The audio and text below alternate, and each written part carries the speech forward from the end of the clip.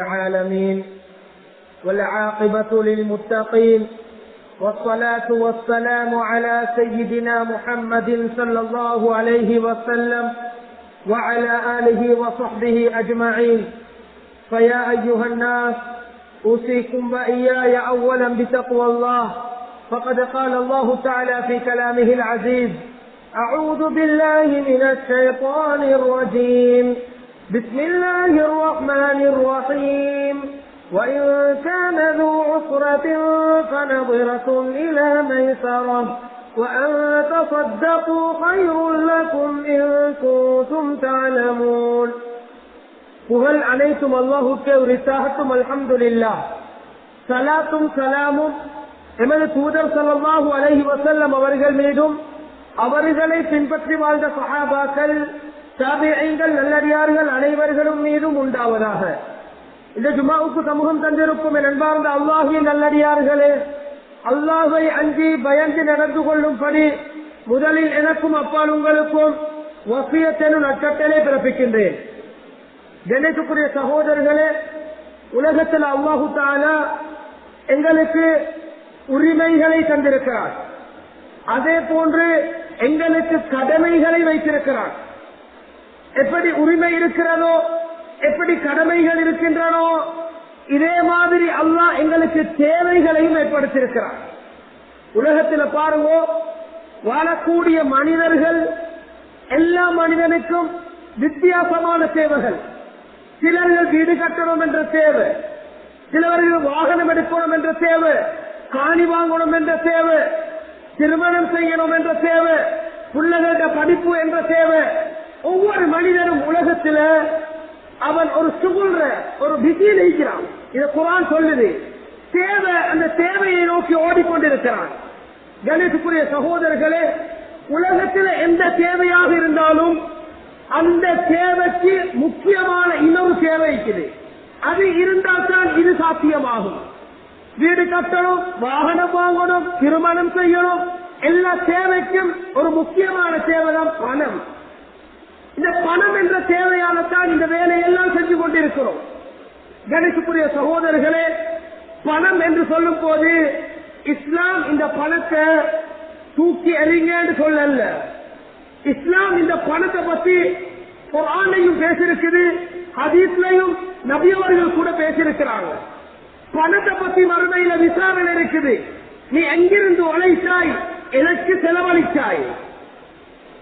வாலிபத்தை பத்தி கேள்வி, வாழ்க்கையை பத்தி கேள்வி, இந்த மாதிரி ஒரு கேள்வி பணத்தை பத்தி. இந்த பணத்துல புழங்கக்கூடிய முக்கியமான ஒரு விடயம், அதுல இன்றைக்கு நாங்க பொதுபோக்கு செஞ்சு கொண்டிருக்கிறோம். அதுல பணத்தோடு சம்பந்தப்படக்கூடிய முக்கியமான ஒரு பகுதி தான் இன்னைக்கு கடைகளோட கூட போர்டு அடிச்சிருப்பாங்க. அதுதான் இந்த கடன். பொதுவாகவே அதுதான் கடன். நோ கிரெடிட் போட்டிருப்பாங்க. கடன் இல்ல, கடன் நட்பம் முறிக்கும் போட்டிருப்பாங்க. கடனால இன்றைக்கு எத்தனையோ குடும்பங்கள் பிரிஞ்சிருக்குது. கடனால எத்தனையோ குடும்பங்கள் சவகாசம் இல்லாம இன்றைக்கு கோர்ட் வர பேசிக்கிறாங்க. கடன், இதை பத்தி மார்க்கம் அழகாக பேசுகிறது. உலமாக்கள் கூட பேசுறாங்க. குர்ஆன்ல அல்லாஹ் ஒன் பேஜ், ஒரு பக்கம் 15 வரிகள், எந்த இடையில ஒரு வசனத்தை முடிக்காம அந்த பக்கம் அப்படியே குர்ஆன்ல பேசப்பட்ட பெரிய ஒரு வசனம் இருக்கும் என்றால் ஆயத்துத் தைன். கடனை பத்தி அல்லாஹ் பேசினான். ஒரு பக்கம் ஃபுல்லா பேசியிருக்கிறான். கணிதத்துக்குரிய சகோதரர்களே, கடன் இன்றைக்கு சர்வசாதாரணமாக மாறி எடுக்கிறோம், கொடுக்கிறல்ல, வாக்குமீற, அதே ஜனாசா கொண்டு வைக்கப்படுகிறது, கபருக்கு போயிட்டு சேர்ந்திருப்பாரு. கணிதத்துக்குரிய சகோதரர்களே, ஆயத்துத் தைன், இதுல ஒவ்வொரு கடன் எடுக்கிறவன் கொடுக்கிறவனுக்குரிய ஒழுக்கங்கள் பேசப்படுகிறது. இந்த வசனத்தில் குர்ஆனை நீங்க ஓதுற டைம்ல கட்டாய வாழ்க்கையில் ஒரு முறை சரி ஓதிட்டு ஒரு 1 பேஜ் ஓதிட்டீங்கன்னா அதுல டிரான்ஸ்லேட் பாருங்க, தமிழான இருக்குது. இந்த ஆயத்துத் தைன் இந்த பக்கத்தில் என்ன பேசுகிறேன்? யா அய்யுஹல்லதீன ஆமனூ இதா ததாயன்தும் பிதைனின் இலா அஜலின் முஸம்மா. நீங்க ஒருவர் இன்னொருவரோட கொடுக்கல் வாங்க செய்யும் போது, கடன் கொடுக்கல் வாங்க செஞ்சீங்கன்னா அத மாப்பா நீங்க தொடங்கிட்டாரு. இது நாங்க சொல்றோம். அத அவர் எடுத்தாருன்னு மாஸ் பண்றாரு. இலா அஜலி முஸம்மா, காலத்தை போட்டு இத்தனா தேதி தாரேன்னு சொல்லி மார்க் பண்ணிக்கோங்க. இது முதலாவது சொல்லக்கூடிய ஒழுக்கம், கடன்ல வரக்கூடியது. 10 காலத்தை போட்டு எழுதிக்குங்கோ. இரண்டாவது நிர்விஜாலிக்கும், நீங்க உங்களுக்கு எழுத தெரியா இனத்தர போட்டு எழுதுங்கோன்னு சொல்லப்பட்ட ஒரு விடயம் தான் கடன். அதுக்கு 2 சாட்சிகளை வச்சுக்கோங்க. ஆண் சாட்சிகள், சில சட்டங்களுக்கு ஆண்கள் மட்டும்தான் வரையுது. சில சாட்சிகளாக ஆண்களோட பெண்களையும் அல்லாஹ் மென்ஷன் பண்ணிக்கிறேன். நிர்விஜாலிக்கும், உங்களோட ஆண்கள் 2 ஆண்களை சாட்சியாக வச்சுக்குவோம். கடன் எடுத்து கொடுத்தேன் இந்த விஷயத்துக்கு. இது 2வது ஒழுக்கம். 3வது பாருங்க, ஒரு ஆண் இடத்துல 2 பெண் இருப்பாங்க. 2 ஆணை கொண்டு வைக்கலாம். ஒரு ஆண் 2 பெண் சாட்சியா வச்சு எழுதிக்குங்கோ. இது 3வது ஒழுக்கம். 4வது குர்ஆன் சொல்லுது,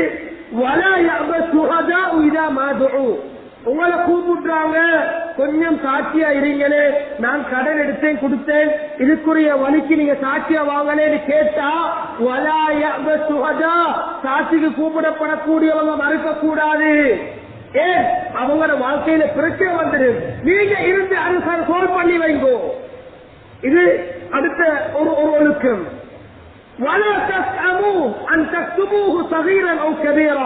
உங்களோட கடன் எடுக்கிறது 1 ரூபாய் வைக்கலாம், 1000 ரூபாய் வைக்கலாம், லட்சம் வைக்கலாம், எதுவாக இருந்தாலும் அதுல பொதுவோக்கு செஞ்சிடவானம்.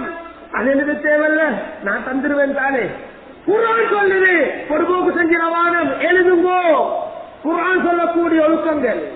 கணேசுக்குரிய சகோதரர்களே, இந்த ஆயத்துத்தைன் கடனுடைய விஷயத்தை அழகாக எங்களுக்கு பேசி தந்திருக்கிறது. இதை ஃபாலோ பண்ற முஸ்லீம்கள் குறைவு, எழுதுறார்கள் குறைவு. கடைகளை பாருங்க, இன்றைக்கு நிறைய கடை எடுத்தா ஒவ்வொருத்தருக்கும் தனியான புக்கோட வச்சிருக்கு கடன். அவர் சொல்லி அனுப்பினா தாரே மார்க் பண்ணிக்கோங்க, நேச சொல்லிட்டு போறது. கணேசுக்குரிய சகோதரர்களே, இதனுடைய விபரீதம் பின்னால ஹதீஸ்ல பாருங்க. கடன் நாங்க வாழ்க்கையில் எவ்வளவு குறைக்கிறோமோ அவ்வளவு சந்தோஷமைக்கு, எவ்வளவு கூட்டிக் கொள்றோமோ அவ்வளவு வாழ்க்கையில கஷ்டமைக்கு. நபி ஸல்லல்லாஹு அலைஹி வஸல்லம் துஆ கேட்டாங்க. அந்த பாதுகாப்பு தேடி இந்த துஆல முக்கியமான ஒரு துஆ தான், اللهم إنا نعوذ بك من الهم والحزن ونعوذ بك من العجز والكسل ونعوذ بك من الجبن والبخل ونعوذ بك من غلبة الدين. يا الله கடனை மிகச்ச வச்சிடாதே, وكثر الرجال மக்களுடைய வெறுப்பை தந்துடாதே. கடன் மிகச்சிச்சா மக்கள் வெறுத்துருவாங்க. நீங்க கடன் எவ்வளவு கூட இருக்கிறீங்களோ கொடுக்க வழி ஒன்று இல்ல, கால் பண்ணி கொண்டே நீங்க ஆன்சர் பண்றல, அங்க பிரிஞ்சிட்டீங்க, மக்களுடைய வெறுப்பு உங்களுக்கு வந்து சேரும். இந்த கடன் கூடுறதால மக்களுடைய வெறுப்பு. இதை நபி பாதுகாப்பு தேடி நோண்டி அபூ சயீத் அல்-குத்ரி ரலியல்லாஹு அன்ஹு சொல்கிறார்கள், நான் நபி ஸல்லல்லாஹு அலைஹி வஸல்லம் அவங்க சமயத்து ரசூலுல்லாஹி ஸல்லல்லாஹு அலைஹி வஸல்லம் يقول, நபி சொல்றத நான் கேட்டிருக்கிறேன், அல்லாஹும்ம இன்னி அஊது பிக மினல் குஃப்ரி வத்-தைன். பிறகு யா அல்லாஹ் குஃப்ரை தைனை முத்துவேனே பாதுகாத்துறேன்னு நபி பாதுகாப்பு தேடினாங்க. இந்த அபூ சயீத் அல்-குத்ரி ரலியல்லாஹு அன்ஹு நபியை பேசி கேட்கிறாங்க, யா ரசூலல்லாஹ் அத்தஅதிலு தைன பில் குஃப்ர்? قال نعم. இந்த குஃப்ரோட கடனை நீங்க ஈக்குவல் பண்றீங்களா? ஆம் சொன்னார்கள். குஃப்ரோட சமன்படுத்தப்படக்கூடிய ஒன்று கடன் எடுத்து கொடுக்காம இருக்கிறது. கடன். கணேசுக்குரிய சகோதரர்களே, ஒரு மனிதர் வாரார், நபி ஸல்லல்லாஹு அலைஹி வஸல்லம் வாராரு, அவுசினி யா ரசூலல்லாஹ், எனக்கு உபதேசம் பண்ணுங்க. நபி அவங்க சொன்னாங்க, அக்கல்லி மினல் ஸுனூப் யஹனு அலைக்கல் மௌத். நீ வாழ்க்கையில பாவம் செய்யறத குறைச்சிக்கோ, உன் மௌத்துடைய கட்டம் நல்ல லேசைக்கு. சக்கராத் கஷ்டமான நேரம், அது லேச அமையணும்டா, இங்க பாவத்தை குறைக்கணும். இரண்டாவது சொன்னார்கள், அக்கல்லி ஜெய் சைதா, நீ வாழ்க்கையில கடன் எடுக்கிறத குறைச்சிக்கோ, வாழ்க்கையில சந்தோஷமாக வாழுவாய். எத்தனையோ பணக்காரன் எத்தனையோ பிசினஸ்ல போட்டு ஒவ்வொருத்தரையும் ரோல் பண்ணி அங்கிங்க எடுத்து போட்டு இவர் பஞ்சு மெத்தையில தான் படிக்கிறான், ஆனா நிம்மதி இல்லாத தூக்கம். ஏழையா இருக்கிறான், கடனை இல்ல, 4க்கு 4 சம்பளம், அதுக்கேற்ப வாழ்க்கையை கொண்டு போறான். இவன் சந்தோஷம் வைக்கிறான். கடன் இல்லாம ஏழை சந்தோஷம், கடனோட பணக்காரன், இவன் வாழ்க்கை ஹராம், மோசமாகி. கணேசுக்குரிய சகோதரர்களை, வாழ்க்கையில் எவ்வளவு கடனை குறைக்கணுமோ கடனை குறைச்சுக்குவோம், எவ்வளவு கூடுதோ அவ்வளவு தண்டனையும் இருக்குது. பாருங்க, ஸல்லல்லாஹு அலைஹி வஸல்லம் அவங்க ஹதீஸ்ல சொன்னார்கள், மன் ஃபாரகஹு மௌத்துஹு ஜஸதா வ ஹுவ பரீஉ மின் ஸலாஸ் தகல ஜன்னah. ஒரு 3 விஷயம் யார்கிட்ட இல்லாம அவர் மௌத்த அடைகிறாரோ அவர் சொர்க்கம் போயிட்டாரு. முதலாவது சொன்னார்கள் அல்-குலு, மோசடி. மோசடி வியாபாரம் பண்றீங்களே, இதோட ஒத்தடிக்கு மௌத்து வருகிறா சுவர்க்கம் இல்ல. அல்-குலு அல்-ரஷ்ன்னு சொல்லுவாங்க. மதீனால அந்த ஈச்சம்பழம் வித்த யாவருடைய அந்த சம்பவம் தெரியும். கைய போட்டு பார்த்தாங்க, தண்ணீண்டான் அசாபத்து சமாஹியார் ரசூலல்லாஹ் நபியவங்க சொன்னாங்க, யாரு மோசடி செய்யறானோ பலை தண்ணீண்டான், என்னை சார்ந்தவன் இல்லைன்றான். அல்-குலு மோசடி, இது இருக்கக்கூடாது. இரண்டாவது சொன்னார்கள் கடன். எவன் வாழ்க்கையில இல்லாம மௌத்து கிடைக்கிறோ சுவர்க்கம். கடன் ஓட மௌத்தாகினா ஷஹீதுக்கு எல்லா பாவம் மன்னிக்கப்படும். ஷஹீதாகினார் எதோட? கடனோட. அவருக்கு அந்த பாவம் மன்னிக்கப்படாது. ஜனாசா வச்சுட்டு சொல்றது, இவர் யாரையும் கடன் கொடுக்கல் வாங்கல் இருந்தால் உள்ளகத்தை வந்து கேட்டுக்குவோம். அந்த வார்த்தை இல்லாம ஜனாசா ஈக்கணும். ஒவ்வொருத்தரை நீட்டு வச்சுக்குவோம். ஜனாசா நான் மௌத்தாகிட்டேன், நான் கடன் இல்லாத மௌத்தி, அது பாக்கியமான மௌத்தி. எத்தனையோ பேர் பாருங்க, கோடிக்கணக்கு கடன். எத்தனையோ பேர் தலைமறைவு. எத்தனையோ பேர் நாட்டில் இல்ல, வெளிநாட்டுக்கு போயிட்டாங்க. கடன் கொள்ள தாங்கலாம கடனுக்கு அடிமையாகிட்டாங்க. குடும்ப வழி இல்ல, எல்லாத்தையும் விட்டான். குடும்பம் ரோட்ல, கடன் வாழ்க்கையை மாற்றினும். அன்புக்குரிய அல்லாஹ்வின் நல்லடியார்களே, இதே மாதிரி தான் ஸல்லல்லாஹு அலைஹி வஸல்லம் அவங்க ஒரு ஜனாசாக்கு போறாங்க. தொழுவிக்கிறது ஜனாசா கடனிக்குதான்னு கேட்பாங்க. அதுல அபூ கத்தாதா ரலியல்லாஹு அன்ஹு சொல்கிறார்கள், யா ரசூலல்லாஹ், அவருடைய கடனை நான் பொறுப்பெடுக்கிறேன். அதுக்கு பின்னால தான் நபி சொல்லிச்சாங்க. இன்னொருத்தர் வாராரு, நபிட்ட வந்து கேட்கிறாரு, இதா அமித்து ஃபில் ஜிஹாத், நான் ஜிஹாதுல மௌத்தாகினா அதுகுல் ஜன்னah, சுவர்க்கத்துக்கு நுழைவேனா என்று கேட்டாங்க. நபி அவங்க சொன்னாங்க, ஆம், ஆனால் இன்னிக்க வாலைக்க தைன் நீங்க மௌத்தாகிறீங்க, கடனோட மௌத்து, ஆனா அதை நிறைவேற்றல. இப்படி மௌத்தாகினா சொர்க்கம் கிடைக்காதுன்னா நாங்க இதை லேச பாக்குறோம். ஆனா மார்க்கம் இதை டீப்பா சொல்லி தந்திக்குது. இதே வாழ்க்கையில குறைச்சுக்குவோம். கண்ணியத்துக்குரிய சகோதரர்களே, இன்னொரு ஹதீஸ பாருங்க. நபி ஸல்லல்லாஹு அலைஹி வஸல்லம் சொன்னார்கள், வல்லதி நஃப்ஸு முஹம்மதின் பியதிஹி லவ் அன்ன ரஜுலன் குத்தில ஃபீ சபீலில்லாஹ். ஒரு மனிதர் அல்லாஹ்வுடைய பாதையில கொல்லப்பட்டாரு, திரும்ப அல்லாஹ் அவருக்கு வாழ்க்கையை கொடுக்கிறான். திரும்ப ஜிஹாதுக்கு போயிட்டு கொல்லப்பட்டாரு, திரும்ப அல்லாஹ் வாழ்க்கையை கொடுக்கிறான். திரும்ப ஜிஹாதுல போயிட்டு கொல்லப்பட்டாரு. 3 விருத்தம் இப்படியா வாழ்க்கை நடந்து 3 விருத்தம் ஷஹீதாகிறார். ஷஹீதாகினாலும் அவருடைய கடன் நிறைவேற்றப்படும் வரைக்கும் சொர்க்கம் போகலாம். ஷஹீத் எல்லா பாவம் மன்னிக்கப்பட்டது. ஆனா 3 விருத்தம் அல்ல வாழ்க்கையை கொடுத்து இப்படியான ஒரு நிலைமை வந்து கடனோட போறான சொர்க்கத்துக்கு போகலாம். அதனால கண்ணியத்துக்குரிய சகோதரர்களே, கடன் இது எங்களோட சந்தோஷமான வாழ்க்கையை கூட நரகக்குடியாக மாற்றிடும். அதனால உலகத்துல ஒரு லைஃப் வந்து இது ஷார்ட் டைம், இது குறுகிய ஒரு கால வாழ்க்கை. இதுல எல்லாத்தையும் கடன் எடுத்து வியாபாரம் பண்ண சொல்லி மார்க்கம் சொல்லல. இன்னமா அம்பாலுக்கும் அவுலாதுக்கும் ஃபித்னா. ஒரு புறத்துல பாத்தீங்கன்னா உங்களோட சொத்துக்கள் பிள்ளைகள் உங்களுக்கு சோதனை. நீங்க எங்கெல்லாம் கடனை தூக்கி எடுக்கிறீங்களோ இது சோதனையாக மாறிடும். இதே இடத்துக்கு சென்ற வருடத்துல குத்துபாக்கு வந்த டைம் அந்த பள்ளிக்கு என்னோட ஒருத்தர் பஸ்ல வந்தாரு. அவர் போறார் அண்ணாபுரத்துக்கு. அவர்கிட்ட எத்தனையோ சிம்பி ஒரு 12-15 சிம் கிட்ட இருந்துச்சு. பக்கத்தில் உட்கார்ந்தவர் ஏறின கேட்ட, இவ்வளவு சிம்மையை வச்சு கொண்டிருக்கிறீங்க சொன்னார். அது எனக்கு வர வேண்டிய கடன் 8 லட்சம். அன்றாதபுரத்துக்கு போறேன், ஏன் சிம்மை வச்சு அடிச்சேன்னா ஆன்சர் பண்றார்கள். இலக்கி வா சிம்மை வச்சு கொண்டிருக்கிறேன், மாத்தி மாத்தி போட்டு அடிக்கிறாரு. அந்த கடன் யாருக்கு எடுக்கிறீங்களோ அவருக்கு கஷ்டம் கொடுக்குறீங்களா அநியாயம் செய்றீங்க, பதுவா பயந்து கொள்ளுங்க. இப்படி எத்தனை பேர் தவிக்கிறாங்க. கடனை குடுக்குது எடுக்கலாம, கடன் எடுத்தவனிக்கிறானே இவனுடைய நிலைமையை பாருங்க.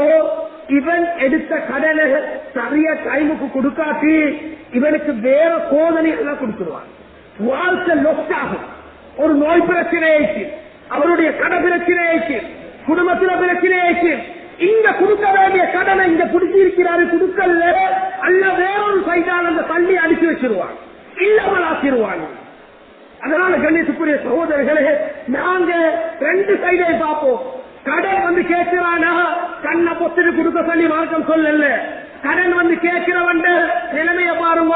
நம்பிக்கையாளனா இவன் தருவான டைமுக்கு மார்க்க பத்திரிக்கிறா இதெல்லாம் வச்சுதான் கொடுக்க சொல்லி மார்க்கம் சொல்லுது.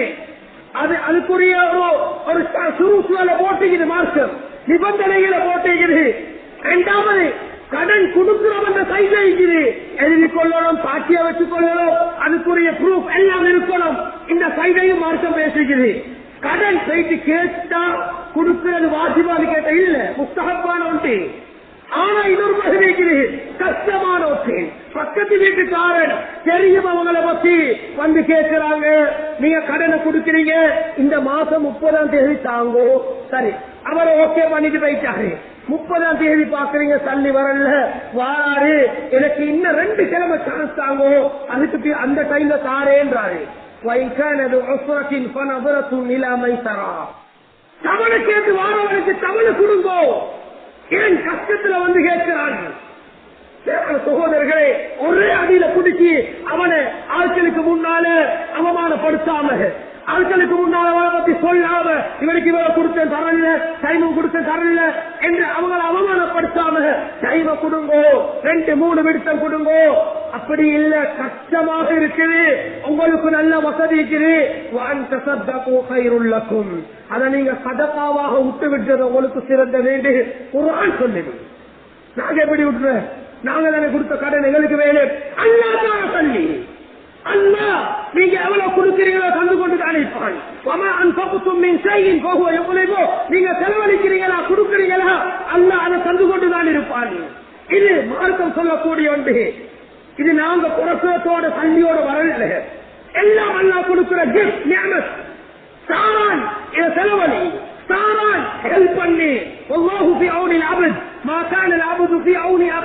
சகோதரனுக்கு உதவி செய்யும் காலம் எல்லாம் அல்லாஹ் உதவி செஞ்சு கொண்டுதான் இருப்பான். அதனால கடன் எடுக்கிற விஷயத்தை குறைச்சுக்குங்கோ. அதே கட்டத்துல கஷ்டம் வருகிறது, இந்த உதவி செய்யும் சொல்லி மாற்றம் சொல்லிக்குது. நேரான சகோதரர்களே, கடன் நிறைவேற்றப்படும் வரைக்கும் ரூஹுக்கு அல்லாஹ் நிம்மதியை கொடுக்கிறது. ஒரு ஜனாசா வைக்கப்பட்டுச்சு, நபி கேட்டாங்க, இவருக்கு கடன் இருக்குதா? ஆம். அலி ரபி அல்லாஹ் சொன்னார்கள், யார் ரசூலல்லாஹ், நான் பொறுப்பெடுக்கிறேன். சொன்னார்கள் அலி நபி அவர்கள், அலியே ஒரு ஜனாசா டைனோட இருக்குதா, கபரில் வைக்கப்பட்டாலும் அந்த கபரில் இவனுக்கு விமோசனம் இல்லை, அந்த கடன் நிறைவேற்றப்படும் வரைக்கும் நீங்க இவரை பாதுகாத்துட்டீங்க, இவரை எப்படி நரகத்துக்கு பாதுகாத்தீங்களோ அல்லாஹ் உங்களை பாதுகாப்பானாக துஆ செஞ்சார்கள். அதனால கணேசுக்குரியவர்களே, கடனோட உங்களோட ஃபேமிலியில யாரும் மௌத்தாக இருப்பாங்க, நீங்க ஒருத்தர் பொறுப்பெடுத்து அந்த கடன் தெரியும் இவ்வளவு இன்ச்சு, அதை ஒருத்தர் பொறுப்பெடுக்காட்டி அங்க கபர்ல விமோசனம் இல்ல, நீங்க அதை எடுத்து நிறைவேற்றிட்டீங்களா உங்களை நரகத்துக்கு அல்லாஹ் பாதுகாத்துருவாங்க. மேலான சகோதரர்களே, இன்றைக்கு இருக்கக்கூடிய கடன் நிலைமையை வச்சு பாத்தீங்கன்னா, கடைகளுக்கு கடன், கடைகளுக்கு கடன், ஹோல்சேல் வியாபாரிகள் நிறைய பேர் இப்போ இன்னொரு கடைக்கு எப்படியும் கடனை வச்சு தணிக்கிறேன். இதை பாருங்க, ஒரு ஊர்ல நிக்கா திருமண வைபவம், மகள்கிட்ட கல்யாணம், இப்ப வாப்பட பிளேன் என்ன தெரியுமா, வீட்டுக்கு போயிட்டு அடிக்கணும், திருமணம் அடிக்கிறார், ஒரு ஆர்மையாருக்கு போறாரு, பை பக்கத்தை போனாரு, அடிக்கிறாரு, அங்க கடனை வச்சிடறாரு. சில்லறை கடைக்கு போறாரு, அங்க அரிசி உள்ள எல்லாம் எடுக்கிறாரு, கல்யாண சாப்பாட்டுக்கு அங்கேயும் கடனை வச்சிடறாரு. கோழி கடைக்கு போனார், அங்கேயும் கடனை வச்சிடறாரு. ஏன் இப்ப அப்பா யோசிக்கிறாரு, எனக்கு கிடைக்கிற மொய் காசுல இதை நிறைவேற்றுவோம். மொய் காசு போடுறது அங்க வரக்கூடியவர்களின் கட்டாயமும் அல்ல, இது இன்றைக்கு உள்ள ஒரு கல்ச்சர், அதை பழக்கி கொண்டாங்க. மேலான சகோதரர்களே, அதை எதிர்பார்த்து கல்யாணம் செய்ய வேணும். உங்களுக்கு எவ்வளவு வசதி இருக்கிறோம் அதை வச்சு நோமல சிம்பல செய்யற கல்யாணத்துல தான் பறக்கத்தீக்குது. இவ்வளவு கடன், ஊருக்கே கடன், இங்க பெரிய கல்யாணம். அங்க ஒவ்வொரு கடைக்காரனும் செய்யற பதுவா பயந்து கொள்ளுவோம். சகோதரர்களே, இன்னைக்கு நடைமுறையில் இருக்கக்கூடிய விடயம், சிலவங்க வருஷம் கழிச்சுதான் அந்த கடனை நிறைவேற்ற தள்ளின பெருமதி எங்கு? அந்த கடைக்காரனுக்கு இருந்த அந்த டைம்ல கொடுக்க வேண்டிய தள்ளி இன்னும் கொஞ்சம் 1 வருஷம் 2 வருஷம் தாண்டி கொடுக்கிறீங்க, தள்ளின பெருமதி கீழே. இதுக்குரிய அல்லாஹ்வின் நல்லடியார்களே, நீங்க எப்படி உங்களுக்கு வசதிக்கு பார்க்கிறீங்களோ தாராள நிலைமையை யோசிங்கோ. இது மார்க்கம் சொல்லக்கூடிய ஒன்று. அவனுக்கு அநியாயம் செஞ்சிடவான அவன் தாரான் எடுத்துட்டு போக பரவல்ல தாங்கோண்டு மனசு தாராளமா தாராரு கைமுக்கு கொடுங்கோ. இவ்வளவு பெரிய கல்யாணம் எல்லாம் செய்ய சொல்லி மார்க்கம் அப்படி சொல்லல. கடன் பட்டு தான் செய்யணும் சொல்லல. மேலான சகோதரர்களே, இதுல 2வது பகுதி தான் நடைமுறையில் இருக்கிறது. இன்னைக்கு எத்தனையோ பேர் பிள்ளைகளை ஸ்கூல் போட்டாங்க. ஆட்டோ டிரைவர்ஸ் மாருக்கு கடன், வேன் டிரைவர்ஸ் மாருக்கு கடன், மந்த்லி கொடுக்கணுமே. போன மாசம் தள்ளி இன்னும் கொடுத்தில்ல, அதுக்கு போன மாசம் தள்ளி இன்னும் கொடுத்தில்ல. நீங்க அவங்களுக்கு செய்யற அநியாயம். ஓட்டல் தண்ணியால் இல்ல, அங்க போற செலவு அவருக்கு இருக்குது. கஷ்டப்பட்டாரு, புள்ளைய கூட்டிட்டு போறாங்க, குழந்தை விட்டாரு, டைமுக்கு கொடுக்க சொல்லியே அவங்களுக்கு கடனை வச்சவான. அதுதான் அவங்களோட வாழ்க்கை. அதை ஓடி கேட்டதான் அவங்களோட வாழ்க்கை. இதுக்குரிய அல்லாஹ்வின் நல்லடியார்களே, சில டிரைவர்ஸ் மாட்ட கேளுங்க, நீங்க ஸ்கூல் ஆயா ஓட்டுறலையா, அது ஓடி சரி வராது, டைமுக்கு தண்ணி கிடைக்காதுன்றாங்க, பேசுறாங்க. ஏன்? பேரண்ட்ஸ் வைக்கிற கடன் அது. அல்ல பாதுகாக்கணும். ஒருத்தர் நீங்க எவ்வளவு கடனை கூப்பிட்டீங்களோ அங்க வீட்டுக்கு முசீபத்து வரும். பிள்ளைகளோட அறிவுல அங்க பிரச்சனை ஏற்படும். ஒவ்வொரு வாழ்க்கையில சந்தோஷம் இருக்காது. அது எவ்வளவு இல்லமனாச்சிட்டு போறீங்களோ சந்தோஷம் கூடிக்கொண்டே போகும்.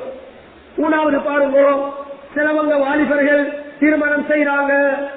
திருமணம் செய்யறது மார்க்கம், நிக்கா நபியுடைய சுன்னத். ஆனா அதுல வரக்கூடிய அனாச்சாரத்தில் ஒன்றுதான் சீதனம். சீதனம் ஹராம். சீதனம் மார்க்கம் எடுக்க சொல்லி இல்ல. பொண்ணடிக்கிறியா நீ மகளை கொடுத்தடி, ஆனா சீதனத்தை எடுக்கிறீங்க. சீதனத்தோடு வீட்டோட வாகனத்தோடு அந்த தரக்கூடிய அந்த பிள்ளைகளே அவங்களோட வாப்பக்கு நீங்க கடனை வச்சுக்கிறீங்க. அது எவ்வளவு காலம் அந்த சீதனத்தை புலங்குறீங்களோ அந்த கல்வி அவங்களுக்கு போக வேண்டிய கடன். ஏன் அராத்தை எடுத்து உங்களோட வயிற்று இருக்கிறீங்க, உங்களோட குடும்ப வாழ்க்கையை கொண்டு போறீங்க. அவங்க அழுகிறாங்க, எங்கேயோ கடன் பற்றி அதை செஞ்சு தந்திருக்கிறாங்க. ஏன் புள்ளைய கொடுக்கணும் என்ற நோக்கத்தில் அந்த வேலை நடக்குது. நீங்க கேட்டது பீல மாப்பிள்ள கேட்கல, மாப்பிள்ளோட உமா அப்பா கேட்கிறேன். மாப்பிள்ள எங்க உமா வாப்பா தவறு செய்யறாங்க, அந்த பொடியை திருப்பம் உமா வாப்பாவே அராத்துக்கு உமா வாப்பா புள்ளைய கூப்பிட்டு. சகோதரர்களை புரோக்கர் மாறிக்கிறாங்க, பொய் சொல்லி இந்த இந்த இந்த வியாபாரத்தை பண்றது வியாபாரம் ஆக்கிட்டாங்க. பொய் சொல்லி 2 குடும்பத்தை சேர்க்கிற அங்க இவ்வளவு சீதனம் தருவாங்க செய்து பேச வைக்கிறது. அது ஒரு இதுவா வற்புறுத்தலிப்புறமாக நடக்கக்கூடிய எத்தனை திருமணத்தை பார்க்கலும். வாலிபர்கள் சீதனம் எடுக்காம திருமணம் முடியுங்கோ, எடுத்தீங்கடா பெற்ற கடன் அங்க. அதே மாதிரி பார்க்கலாம், மனைவி எடுத்துட்டீங்க சௌஜா, மனைவி வந்துட்டாண்டா அவக்கு நபகா கடமை. நீங்க ஒவ்வொரு நாளும் சாப்பாடு கொடுக்கணும், கிஸ்வா உடுப்பு கொடுக்கணும், மஸ்கன், இந்த 3 பகுதியும் இடம் வீடு, இந்த 3ல 1 குறை செய்வீங்களா?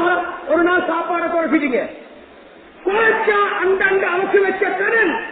அவட உரிமையில ஏதாவது குறைக்கிறீங்களா? மனைவிக்கு வச்ச கடன். நீங்க ஜனாசா வாதினாலும் வெளியே போ தேவையில்ல, மனைவிக்கு நல்ல பெயரோட போய் சேருங்கோ. மனைவிக்கு வச்ச கடன் ஒழுங்கு கவனிக்கல, உடுப்பு வாங்கி தரல, சாப்பாடு பாரு வரக்குறையா, வீட்டுல உப்பமா போடுகிறது நல்ல திண்டு, இவனை முடிச்சேன் என்னைய போட்டு பட்டினியாக்கிட்டேன். மனைவிக்கு செய்யற கடன்.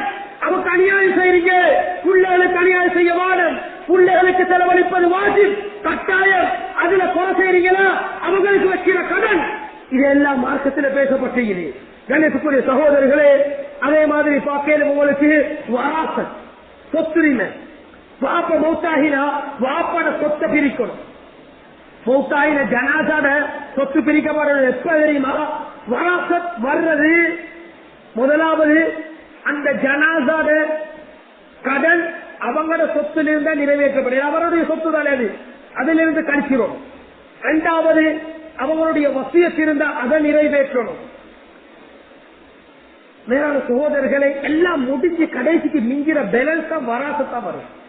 அந்த வராசத்திலையும் சொத்துரி பிரிக்கணும். பிரிக்கிற டைம்ல நான தம்பி தங்கச்சி தாத்தா எல்லாம் நிற்பாங்க. எல்லாருக்கும் போகணும். நாணக்காரன் குடிச்சு எல்லாத்தையும் எடுத்துட்டாங்க. மற்ற பிள்ளைகளுக்கு வச்ச கடன் நீங்க ஏன் தங்கச்சியில கல்யாணத்தை நாத்தா செஞ்சது வீடு எனக்கு தான், கடை எனக்கு தான், வாதிட்டு சைன் பண்ணி எழுதுற எத்தனையோ பேர் இருக்கிறேன். நீங்க வச்சிருக்கிறது அறம். ஏன் அங்க மற்ற புள்ளைகளுக்கு பிரிய வேண்டிய சொத்தை வச்சு சம்பாதிச்சு கொண்டிருக்கிறீங்க. உங்களோட புள்ள ஜெனரேஷன் வருகிறது, அதே கடையை பாதிக்குது. முழுக்க ஆத்துல வாழ்க்கை கபருக்கு போயிட்டீங்க, புள்ளைக்கு கொடுத்துட்டு போயிட்டீங்க. புள்ளைக்கு தெரியா நீங்க வச்ச சைன் கல்ல ஒப்பிடு எல்லாத்தையும் வைபோசா போயிட்டு எழுதி எடுத்தீங்க. உங்களோட தங்கச்சிக்கு போக வேண்டிய சொத்துல ஒரு பகுதி, நானக்கு தம்பிக்கு போக வேண்டிய ஒரு பகுதி குடுக்கல்ல வச்சுட்டீங்களா கடன். இதோட ஜனாசாவா கபருல விமோசனம் இல்ல, கபருல வேதனை தான். அதனால வேளாண் சகோதரர்களே அந்த விடயத்திலே கொஞ்சம் கவனம் செலுத்துவோம். அதே மாதிரி பார்க்கலும் இன்னைக்கு எத்தனையோ பேர் பிள்ளைகளுக்கு படிச்சு கொடுக்கிறோம் கல்வியை. ஸ்கூல்கள் கேட்டு பாருங்க, பிள்ளைகள்கிட்ட 40 நிமிஷம் பாடண்டா 10 நிமிஷத்துல வந்து சைன் பண்ணிட்டு போயிட்டான். ஏன் கவர்மெண்ட் சேலரி தானே வருகிற அங்கால அல்லாஹ் பயந்து கொள்ளணும். டைமுக்கு இயங்காது, டைமுக்கு அதை கொடுக்க வேண்டிய கல்வியை கொடுக்காம எடுக்கிற தள்ளி அதுவும் புள்ளைக்கு வச்ச கடன். புள்ளைகளுக்கு வச்சுட்டீங்க வயலுள்ளில் முத்தப்பதி அளவு நிறுவையில மோசடி செய்யறவனுக்கு நரகம் உண்டாகட்டும், நாசம் உண்டாகட்டும். இதுல நிறைய ஆசிரியர்கள் வருவாங்க. குறைக்கல்ல இன்னைக்கு நடைமுறையில புள்ளகிட்ட கேட்டா இதெல்லாம் அழகு ஓப்பனா சொல்லுவாங்க. அதனால எல்லாரும் கவனமாக இருப்போம். யாருக்கும் என்னால கடன் இருக்க கூடாது. இதெல்லாம் நடைமுறையில் இருக்கக்கூடிய கடன். இது மக்களோட புலங்கக்கூடிய இந்த கடனை தான். இது இன்னொரு பகுதி இருக்குது, பேசுவாங்க. அல்லாஹ்வுடைய உரிமையில் இருக்க வச்ச கடன். வாலிபன் ஒரு மனிதன் பருவ வயதை அடைச்சிட்டான், பாலிகாகிட்டா தொழுவ கடமை, தொழுவ கடமை. தொழல்ல 30 வயசாயிட்டு போற தொழுகிறான். இவன் பருவ வயது 15 வயசுல அடைஞ்சான்டா, 15 வயசுல இருந்து 30 வயசு வரை அல்லாஹ்க்கு தொழாம வச்ச கடன் அது. அல்லாஹ்வுக்கு வச்ச கடன் அது. தொழல்ல எத்தனையோ பேர் சொல்லாம பாருங்க இன்றைக்கு சுத்தி கொண்டிருக்கிறாங்க ஜனாசா. அந்த டைம் மட்டும்தான் அவரை பொடி பண்ணிக்கு வருகிறது. இல்லாம தூக்கிட்டு வார கொண்டு வச்சு தொழுவிக்கிற துவாவோதரும் தொழாதவன். சில ஏரியாக்கள் மக்குபாரால போர்டே போட்டு தொழாதவன் அடைக்கிற இடம். மேலான சகோதரர்களே, தொழுக ஒரு மனிதனை வாழ்க்கையில பறக்கத்தை ஏற்படுத்தும். தொழுகை அல்லாஹ்க்கு வச்சவான கடனை, அல்லாஹ்க்கு கடனை வச்சுட்டு மௌத்தாக வாழும். தொழுகை எல்லாருக்கும் கடமை. 5 நேரம் முக்கியம் சொல்லணும். சகோதரர்கள் வீட்டுல பாருங்க, மனைவி தொழுகிறாவாண்டி உங்களோட பிள்ளைகள் குமரி பிள்ளைகள் தொழுகிறான்னு பாருங்க. இது ஒவ்வொரு வாப்பாக்கும் பொறுப்பு. மூத்தனான வாப்பா இல்ல, மூத்தனான வாப்பட இடத்துல இருக்கிறாரு. கொஞ்சம் சவரிங்கோ. தொழுகை எல்லாருக்கும் பொறுப்பு. அது கடன், வெட்டிகளா கடன். ஒருத்தரை சந்திச்சேன், அவரை 26 வயசு. ஒரு இடத்துல போயிட்டு ஜமாத்தோண்டுக்கு போயிட்டு சிஆரோண்ட வச்சு எழுதி கொண்டிருக்கிறாரு. ஏன் 15 வயசுல தொழாத ஒவ்வொரு தொழுகையும் லிஸ்ட் போட்டு எழுதுகிறாரு, அழுகிறாரு, சௌபா செய்கிறாரு. செஞ்ச பாவத்தை யோசிச்சு கடன் தொழாம மௌத்தாகிட்டாங்க. தள்ளி மட்டும் கடன் அல்ல, பலாம விட்டீங்கன்னா அது கடன். அதே மாதிரி ரமலானுடைய நோம்பு நாங்க பிடிக்கிறோம், சிலவங்க பிடிச்சே சூடுதானே. நான் இந்த வேலை செய்யற நோம்பு சரி வராது எனக்கு. பதில் யுத்தம் நோம்புல நடந்துச்சு, தபூக் யுத்தம் நோம்புல நடந்துச்சு, பல யுத்தங்கள் நோம்புல நடந்த சஹாபாக்கள் அந்த பாலைவனத்துல ஜிஹாதுக்கு போனது, அந்த சூட்டோட நோம்ப பிடிச்சது. இன்றைக்கு என்ன சூடு இது?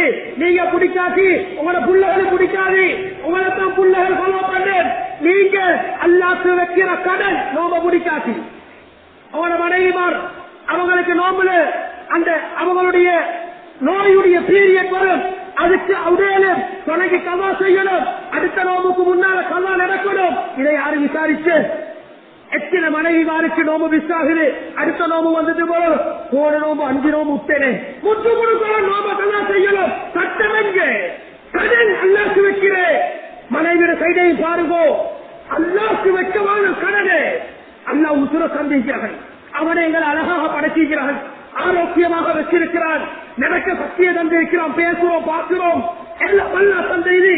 5 நேரம் பள்ளிக்கு இந்த இடத்துல வியாபாரம் பண்றீங்களா, வாங்க செல்லோட வாங்க பள்ளிக்கு, வாழ்க்கையில வரக்கத்தை காணுவீங்க. அல்லாஹ்க்கு கடனை வச்சுட்டு மௌத்தாக வானம். ஒவ்வொருத்தரும் நியத்து வைப்போம், ஏன் வாழ்க்கை கடனோட கழியக்கூடாது. ஜகாத் கொடுக்க தகுதியானவன் கொடுக்கல, அல்லாஹ்க்கு கடனோட மௌத்தாகிறான்.